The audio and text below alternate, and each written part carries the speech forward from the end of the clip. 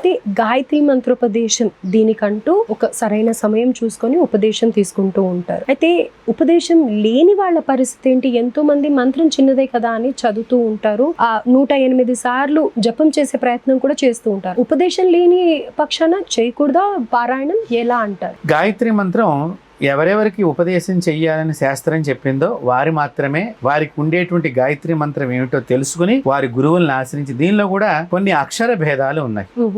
అంటే ఏ విధంగా ఆ భేదాలు ఉంటాయంటారు? అవి గాయత్రి మంత్రాన్ని మనం బయటికి ఉచ్చరించరాదు కాబట్టి నేను ఆ యొక్క మంత్రాన్ని నేను మీకు చెప్పట్లేదు ఇప్పుడు.